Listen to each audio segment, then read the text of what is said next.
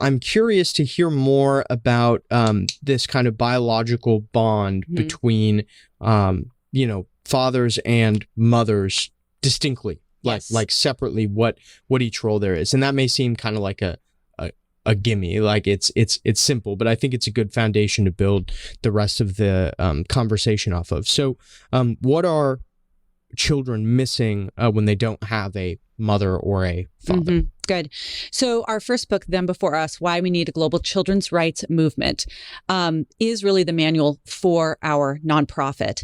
The first chapter is, why do children really have a right to their mother and father, which is actually going to be a major stumbling block for your audience, because very academic and in-tune conservatives bristle at the term children's rights. That is because the left has so adulterated and co-opted it to advance things that are not just not children's rights, but ideologies that very often subvert children's actual rights. So the first chapter is making the case for why children do indeed have a right to their mother and father. But the second chapter is about why biology matters in the parent-child relationship. And, biology is irrelevant. Love makes a family has been the mantra that has normalized all manner of modern families. And when I say modern family, that it just means modern family is code for child loss. A modern family requires that a child lose some or all of a relationship with their mother or father to be in that family. Okay. So we have accepted this narrative that biology is irrelevant. But when you look at child rights, well-being, and identity, what you see is biology is hyper relevant for all of those different areas. So why does biology matter? 3 reasons. Number 1, biology matters to children because only the 2 people responsible for their existence grant something to children that they crave, and that is their biological identity. It is very hard to answer the question, who am I? If you cannot answer the question, whose am I? And so this is actually, and how do we know that this is true? By looking at the populations that have been raised apart from their biological identity. So you look at adoption best practice in this country, and I was the assistant director at the largest Chinese adoption agency in the world before I had kids.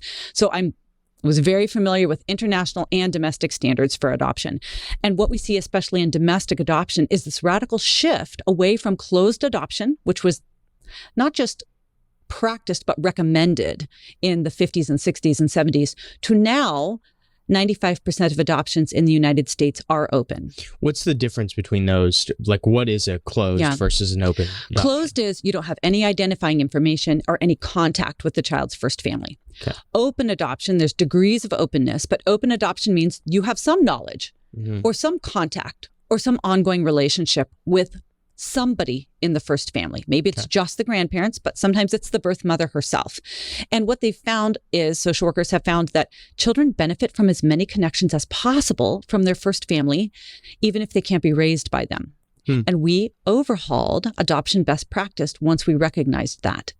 So even if there's a situation where it's the birth parents are unable or unwilling or should not parent the child, we've still recognized that the child has a right to and benefits from knowledge at minimum of who their parents are. Because kids have these questions. Do they look like me? Do they know that I exist?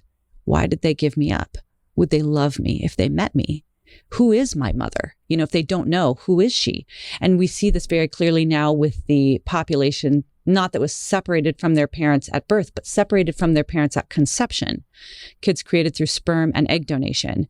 They have deep identity issues. And the only study that we have that compares outcomes between kids created through sperm donation and adoption showed that the sperm donor kids who had at least one biological parent have more identity issues than the adoptees. Interesting. Right? Yeah. Yeah. And we can talk about why that is. But the reality is that even if you're raised by a biological parent, there is something about being intentionally separated from one of your genetic parents that plunges you into an identity crisis. Likely because one reason why is because those kids that we're surveying now had more anonymous donation, not open ID donors.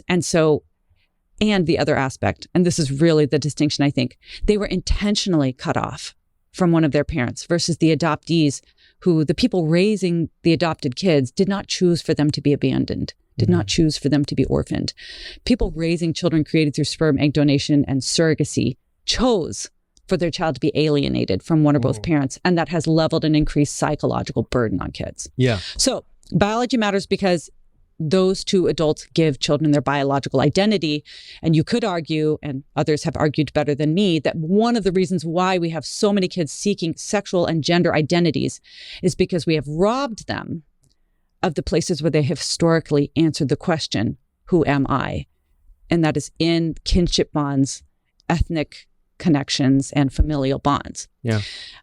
So number one, identity. The second reason why biology matters in the parent-child relationship is statistically, biological parents are the safest, most connected to, and most protective of children. You can look at it from an evolutionary perspective, which has generated a theory called the Cinderella effect. It's very, very well known that unrelated adults do not invest the same amount of time and money, do not offer the same level of protection, are not as connected to the children in their home. And it's so widely observed that evolutionary biologists have coined the phrase, the Cinderella effect, to capture the experience of kids who are raised by stepmothers or stepfathers or cohabiting partners. You see this the most starkly in terms of child safety.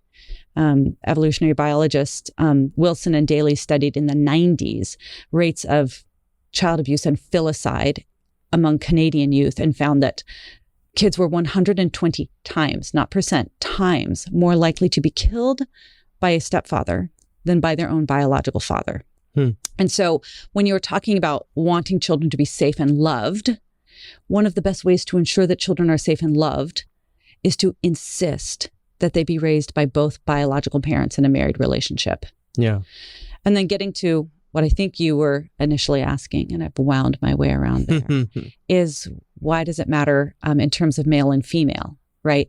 That if you are defending children's right to be raised by both biological parents, you will automatically gift children with both halves of humanity in their home every day. And men and women are different. Yeah. Gender is not a social construct.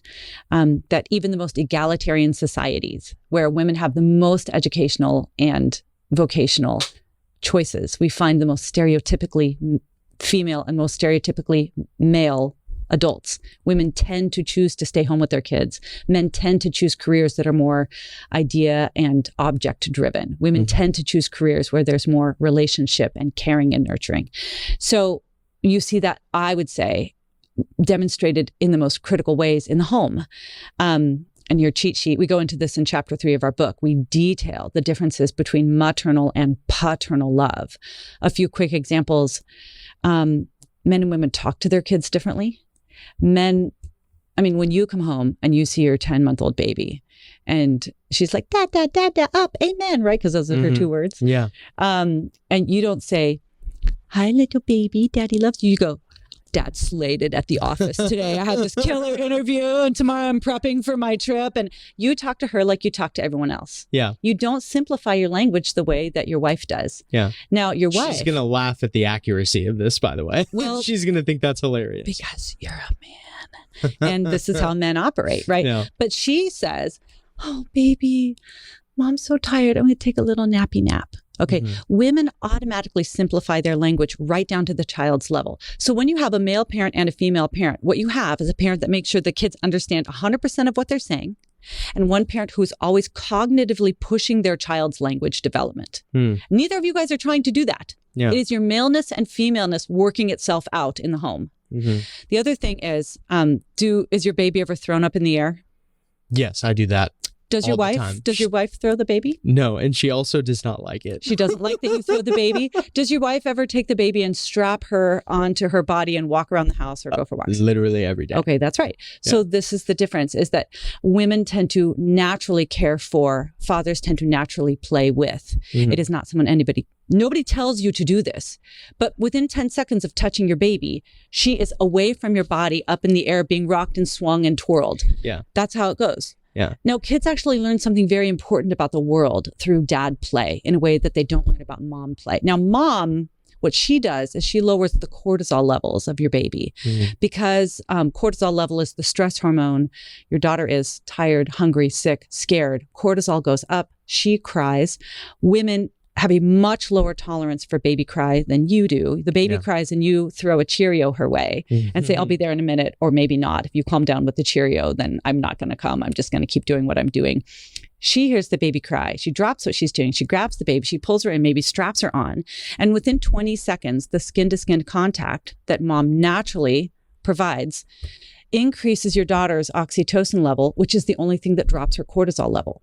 Mothers soothe through their bodies, and their brains are wired to respond to that need for soothing at much higher levels than you do. Okay. Yeah. So her nurturing is going to help your daughter emotionally calibrate. Your playfulness and your aggressiveness and your physicality is going to help your daughter explore the world and push her into bigger and better things. Yeah. Last example. Because mothers care for children, your wife probably is already having her do all kinds of fine motor things, right? This is the place where in the kitchen with mom, she's cutting the banana with a butter knife. Everything that your wife does, the coloring, the cutting with scissors, is developing your daughter's fine motor skills. The way that you interact with your daughter develops her gross motor skills. The wrestling, the running, the climbing, racing up and down the stairs on your hands and knees. Yeah. Okay. So that's just an example of you guys are not trying to do anything different. You're just naturally different. And amazingly, as if by design, you are perfectly complementing one another. Yeah. It's very interesting. Feel like you're reading my mind right now. I do this thing when I get home. When I'm here in DC, I get home and, while my wife is getting dinner ready and everything, I'll sit Margot in my lap and I just explain my day. Tell me what you said. Then I had this meeting and then I did this and I went and talked to that guy and he was an idiot and, blah, blah, blah, and go through this whole thing. And then, yeah, usually within like a minute of that, I'm swinging her around. I do this thing that she thinks is hilarious where my wife does not think it's hilarious, but I'll grab her by her ankles and I like shake her upside down and I pretend like I'm a school bully. I go, "Where's my lunch money?" And she thinks it's like the funniest thing. Oh, I'm like your wife is like, "I don't know," and Margot loves it. Yeah, she's like, "Do the school bully thing again, Daddy." Or when she has words, she'll be like, "Bully, bully." Yeah. So she thinks it's very funny. My wife does not. I recently finished this book that was reprinted by Canon Press. It was called Men in Marriage by George Gilder, which I think was originally released under another title back in the 80s. And they were talking, or what Gilder was writing about was basically what a lack of a husband and father in a home, what the outcomes are. Several of the chapters are about what the outcomes are for children. Mm-hmm. I.e., they are much more likely to, live a life of crime, much more likely to get divorced, they die earlier, et cetera. What is just because this is something that I know less about, what is the kind of mirror impact when there's not a mother in the home? Good question. So first of all, let me fortify what you're saying about fathers, because we have a lot of data on father absence and father loss.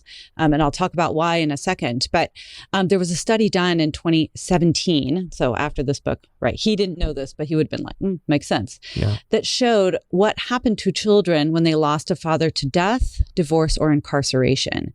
And they actually measured the length of children's telomeres.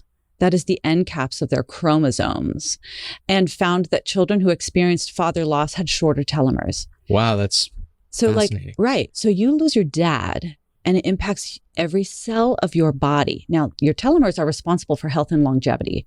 And so that is one reason why we see children of divorce, for example, who have higher rates of autoimmune disorders and chronic illnesses, because it has reset their body to high alert in some ways, that has led to more inflammation, right? So the other aspect, that I didn't cover in terms of why mothers and fathers matter is because children don't just want abstract caregivers, right? They don't just need people who love them. They actually crave male and female love. They want to be loved by a man and they want to be loved by a woman. And when there is no dad, they will find a man to love them. And that is why you see that children without dads fall into almost predictable maladies. Boys, higher levels of crime. Some of that is gang related because they're like, I will find a man to love me. He will love me by having me run his drugs. but at least I have a man who's shaping me, informing me, and loving me, because even though my mother loved me and my grandmother's involved in my life, they did not satisfy my longing for male love. Girls who don't have a dad have much higher teen pregnancy rates because they have also found men who will love them, not with the same level of connectedness, investment, and protectiveness as their own biological father, but a man who will connect with them, invest in them, and exploit them for maybe a few minutes. Okay. So you actually cannot, and I mean, I say this all the time, you will never legislate away a child's longing to be loved by a mother and father. It is so innate.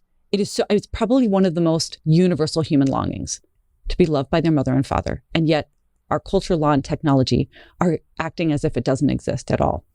So what about the studies on the impact of mother loss? We don't have any. Like, why do you think that is?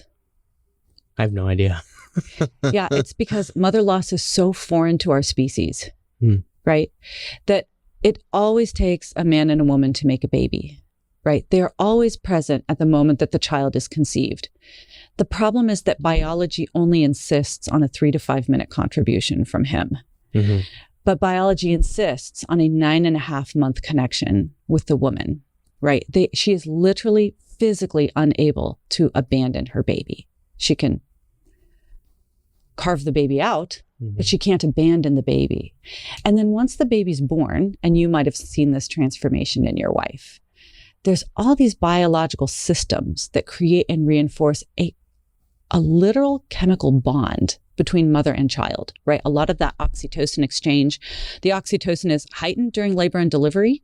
And then every single time she nurses, breastfeeds, or cuddles the baby, wrapping her, that oxytocin is reinforcing, right? Oxytocin is called the cuddle hormone because it creates a bond. It literally communicates, I belong to you, you belong to me. And you look at, seasons historically, and you would have women breastfeeding children until toddlerhood and sometimes beyond.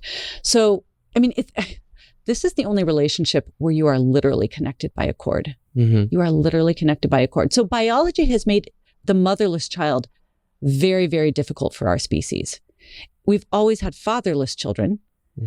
Rarely have we had very young children who are motherless, because even if the mother died during childbirth, the baby would often die. They couldn't live without the mother.